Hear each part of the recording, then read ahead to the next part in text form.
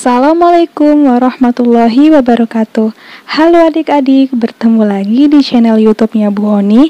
Tentunya untuk belajar matematika dan membahas soal-soal. Beberapa minggu yang lalu kita sudah pernah membahas soal-soal mengenai garis dan sudut. Yang kita bahas kemarin itu yaitu soal nomor 1 sampai nomor 5. Nah, hari ini kita akan melanjutkan lagi membahas soal-soal mengenai garis dan sudut, yaitu soal nomor 6 sampai nomor 10.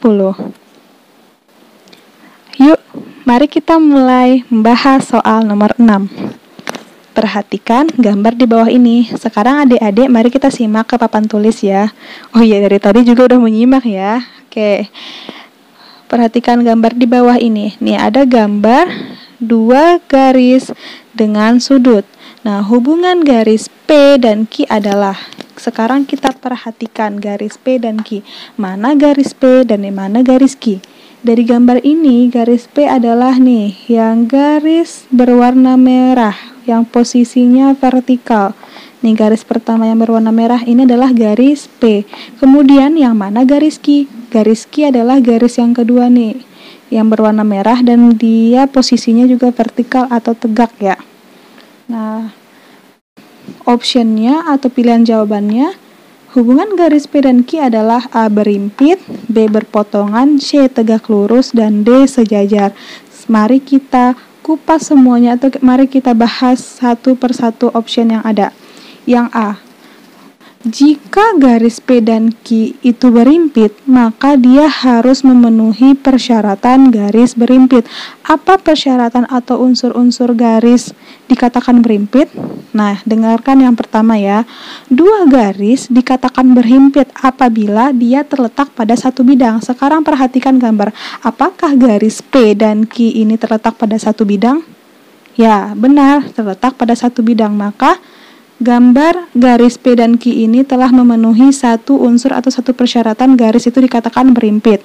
Kemudian unsur atau persyaratan yang kedua, dua garis dikatakan berimpit apabila memiliki lebih dari satu titik potong atau satu titik temu atau titik persekutuan. Coba perhatikan gambar, apakah garis P dan Q ini memiliki titik potong?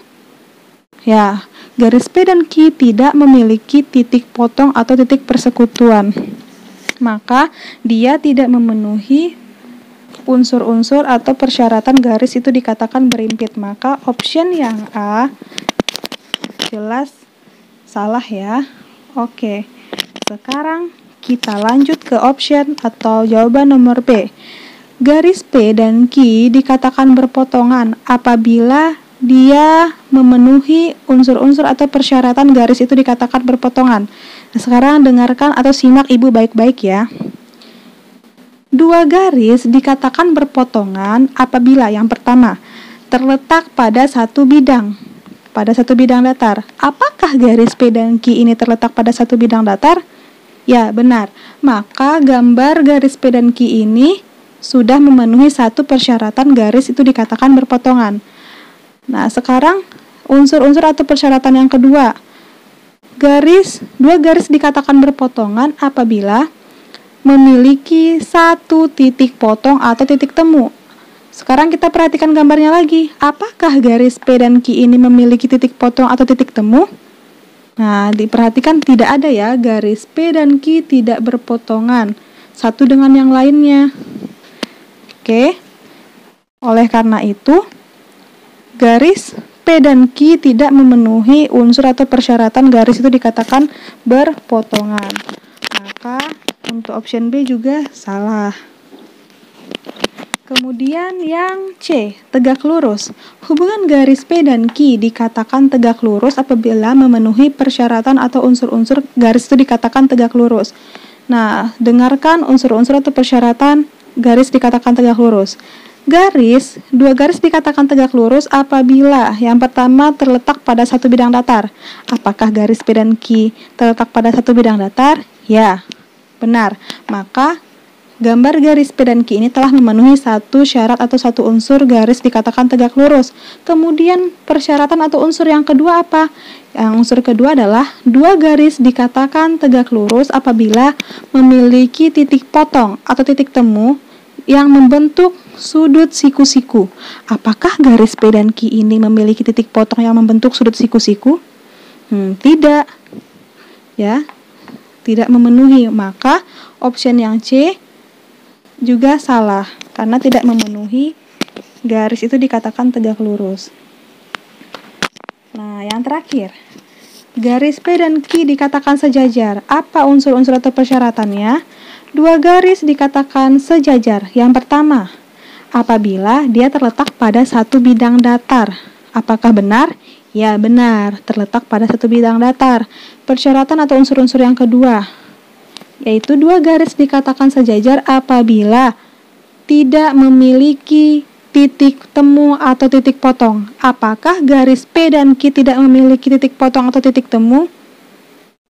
Ya, garis P dan Q tidak memiliki titik potong atau titik temu. Biar lebih jelas, Ibu hapus gambar yang hitam. Yang akan kita sisakan adalah garis P dan Q. Nah, bisa dilihat ya bahwa garis P dan Q sejajar, terletak pada satu bidang dan tidak memiliki titik potong atau titik temu. Maka jawabannya adalah option D. Mudah bukan? Nah, sekarang kita lanjut membahas soal nomor 7. Perhatikan lagi gambar yang tadi. Pertanyaannya, hubungan garis M dan N adalah A berimpit, B berpotongan, C tegak lurus, dan D sejajar. Sekarang kita bahas lagi dari option atau pilihan jawaban A. Hubungan garis M dan N. Sekarang mana sih yang garis M dan mana garis N? Sekarang kita perhatikan, di sini ada beberapa nama garis dan nama sudut. Nah, garis M adalah yang ini nih. Garis M adalah garis yang horizontal dan miring ini, yang paling bawah. Ini adalah garis si M. Kemudian garis N, yang manakah garis N? Garis N adalah garis yang horizontal dan miring ini nih, yang di atas. Nah, katanya apa hubungan garis M dan N? Sekarang kita bahas dari A. Garis M dan N dikatakan berimpit apabila memenuhi syarat atau unsur-unsur. Yang pertama, unsur-unsurnya, garis M dan N dikatakan berimpit apabila terletak pada satu bidang datar. Apakah garis M dan N terletak pada satu bidang datar? Ya, benar. Maka memenuhi satu persyaratan atau satu unsur-unsur garis dikatakan berimpit. Yang kedua, persyaratan atau unsur-unsur yang kedua, garis M dan N dikatakan berimpit apabila memiliki lebih dari satu titik potong. Apakah garis M dan N memiliki lebih dari satu titik potong? Coba kita lihat. Di sini titik potongnya apakah ada? Ya, ini. Titik potong atau titik temu dari M dan N adalah ini. 1. Apakah ada selain dari ini? Tidak. Maka garis M dan N tidak memenuhi persyaratan atau unsur-unsur garis itu dikatakan berimpit. Maka option nomor A, option A itu salah. Kemudian yang B, garis dikatakan berpotongan. Garis M dan N dikatakan berpotongan apabila memenuhi syarat-syarat atau unsur-unsur garis itu dikatakan berpotongan. Apa syarat atau unsur? Yang pertama, garis dikatakan berpotongan. Yang unsur yang pertama adalah terletak pada satu bidang datar.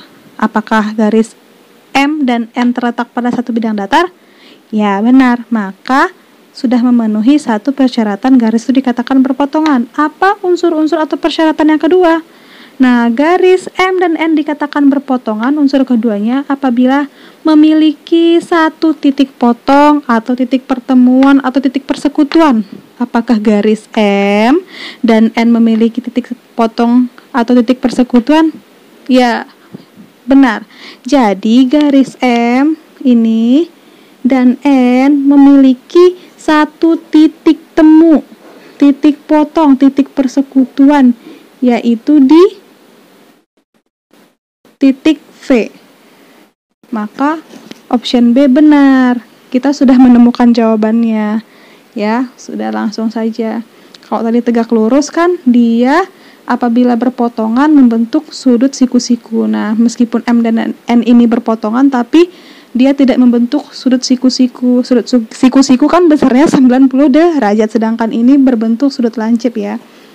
Nah, yang terakhir tuh optionnya sejajar. Nah, kalau misalnya garis M dan N dikatakan sejajar apabila terletak pada satu bidang datar dan tidak memiliki titik potong. Salah ya tentunya. Yang sejajar juga salah. Kenapa? Karena garis M dan N memiliki satu titik potong atau titik temu, yaitu di V. Untuk lebih jelasnya, sekarang kita hapus dulu garis P dan Q agar kalian bisa melihat manakah garis M dan N itu sebenarnya dan manakah yang dimaksud dengan titik potong atau titik temunya. Oke.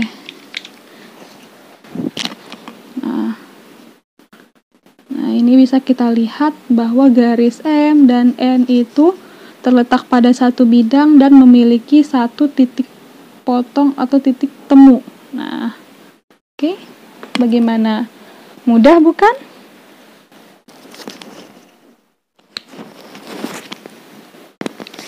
Kemudian, mari kita lanjutkan soal nomor 8. Masih menggunakan gambar yang sama. Perhatikan gambar di bawah ini. Nah, pertanyaannya, garis M dan N saling berpotongan di titik AX, B garis Y, C garis V, dan D di garis Z. Tadi kita sudah membahas soal nomor 7. Di soal nomor 7, hubungan garis M dan N adalah berpotongan.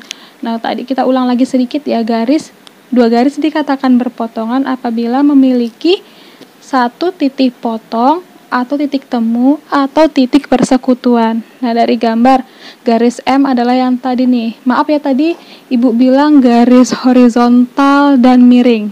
Ya, garis horizontal dan miring maksud Ibu ini adalah diagonal. Ia berbentuk miring ya. Ibu ralat lagi. Tadi bukan horizontal dan miring, tapi garis dia diagonal atau garis miring. Nah, M juga berbentuk diagonal atau garis miring nih. Kemudian titik potong mereka tuh berpotongan di titik V. Nah, jika misalnya garis M dan N ini Ibu perpanjang nih, kita perpanjang, dan N juga kita perpanjang, maka bisa dilihat inilah titik potong atau titik persekutuannya, dan letak potongannya itu adalah di titik V atau V ya. Maka jawabannya dari A, B, C sampai D adalah C, C. Sudah. Baik, berikut kita bahas soal nomor 9. Kita baca sama-sama soalnya.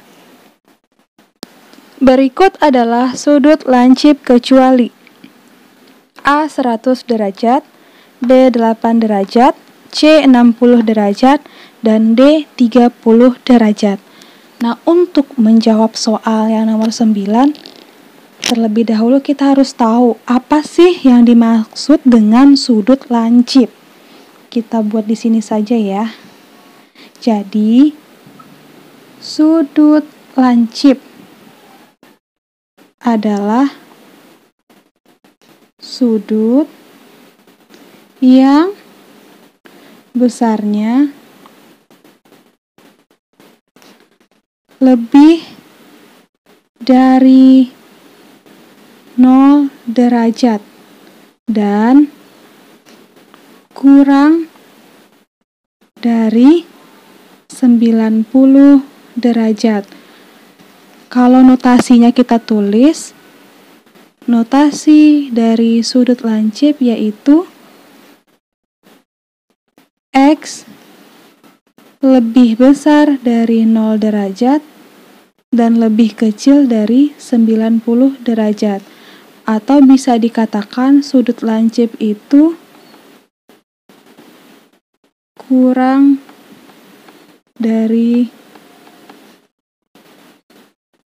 atau kecil dari sudut siku-siku, di mana sudut siku-siku itu besarnya adalah 90 derajat. Sekarang mari kita perhatikan option yang A. Apakah 100 derajat itu lebih besar dari 0? Ya, benar. Apakah lebih kecil dari 90 derajat?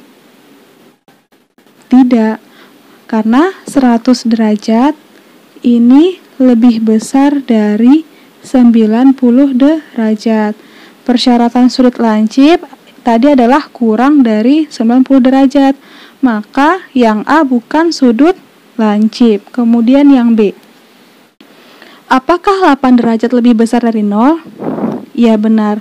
Apakah lebih kecil dari 90 derajat? Ya, betul. 8 derajat itu lebih kecil dari 90 derajat. Maka dia memenuhi kriteria sudut lancip. Kemudian yang C. Apakah C lebih besar dari 0 derajat? Ya, benar. Apakah 60 derajat itu lebih kecil daripada 90 derajat? Ya, maka 60 derajat itu kecil dari 90 derajat dan dia memenuhi kriteria sudut lancip. Kemudian yang D. Sudut 30 derajat. Apakah 30 derajat itu lebih besar daripada 0 derajat? Ya, benar. Apakah lebih kecil daripada 90 derajat? Ya, betul. 30 derajat lebih kecil dari 90 derajat. Maka dia memenuhi kriteria sebagai sudut lancip. Nah, dari sini, dari soal berikut adalah sudut lancip kecuali. Kecuali adalah option A. A bukanlah sudut lancip karena dia melebihi 90 derajat. Akhirnya kita sampai ke soal nomor 10, soal terakhir yang akan kita bahas hari ini. Soalnya, berikut yang merupakan sudut refleks adalah titik-titik putaran penuh. Sudut refleks itu sudut apa sih? Nah, coba perhatikan Ibu. Sudut refleks. Sudut refleks adalah sudut yang besarnya antara 180 derajat dan kurang dari 360 derajat. Kalau kita buat notasinya,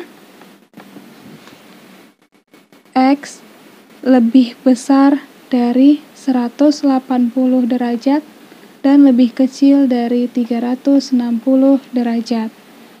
Nah, ini adalah notasinya. Kemudian di sini ada disebutkan titik-titik putaran penuh. Nah, sudut satu putaran penuh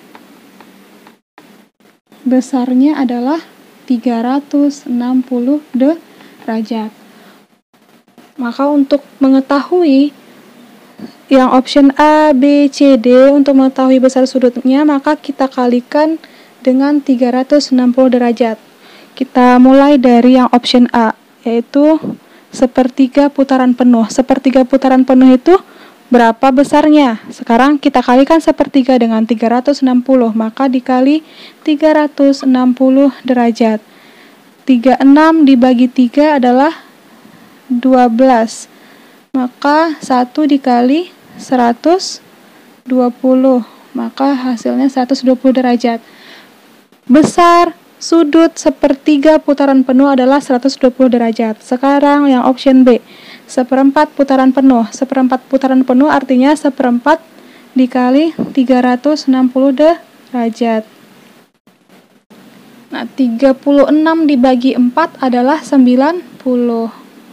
Maka Maka 360 dibagi 4, 90 derajat. 1 dikali 90 derajat adalah 90 derajat. Maka 1/4 putaran penuh itu besarnya 90 derajat. Kemudian option C. Option C itu 1/6 putaran penuh. 1/6 putaran penuh itu kita kalikan dengan 360 derajat. 360 dibagi 6 besarnya adalah 60 derajat. 1 dikali 60 adalah 60 derajat. Maka 1/6 putaran penuh itu besarnya 60 derajat. Yang terakhir, 5/6 putaran penuh artinya 5/6 dikali 360 derajat. 360 dibagi 6 besarnya adalah 60 derajat. Kemudian 5 dikali 6, ini 5 dikali 6 hasilnya adalah 30. Maka 5 dikali 60 adalah 300 derajat. Nah, sekarang kita kembali lagi ke pengertian sudut refleks. Sudut refleks tadi kan sudut yang besarnya antara 180 derajat dan kurang dari 360 nah dari option A, B, C, D dari 120 derajat, 90 derajat, 60 derajat, dan 300 derajat, manakah yang besarnya antara 180 sampai 360? Nah, kalau yang 120 derajat, apakah dia lebih besar dari 180? Tidak. Maka yang A bukanlah sudut refleks. Yang B, apakah 90 derajat itu di antara 180 dan 360? Tidak, karena 90 derajat itu kurang dari 180. Jadi yang B juga bukan sudut refleks. Yang C, apakah 60 derajat itu di antara 180 derajat sampai 360 derajat? Tidak juga, karena 60 derajat kurang dari 180. Maka yang C juga bukan sudut refleks. Yang terakhir, yang D. Apakah 300 derajat di antara 180 derajat sampai 360 derajat? Ya, benar. Maka yang D adalah sudut refleks. Alhamdulillah. Nah, baik adik-adik, cukup sekian ya penjelasan atau pembahasan soal-soal kita untuk hari ini. Kita bertemu di lain kesempatan untuk membahas soal nomor 11 sampai nomor 15. Oke, terima kasih. Thanks for watching. Assalamualaikum warahmatullahi wabarakatuh.